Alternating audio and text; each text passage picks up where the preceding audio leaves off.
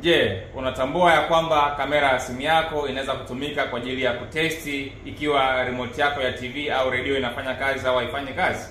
Huenda haufahamu, lakini ni rahisi sana. Chukua remote yako na kamera yako, elekeza remote kama hivi, kisha bonyeza remote sehemu yoyote ile.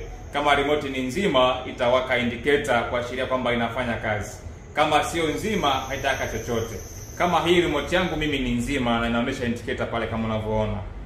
Kwa hiyo usikae kinyonge kipindi cha siku za Pasaka, angalia TV na familia, sikiliza muziki bila stress za remote. Used to be used, we do it with love. Yaani tunafanya kila kitu kwa upendo, kwa sababu kwetu upendo kwanza.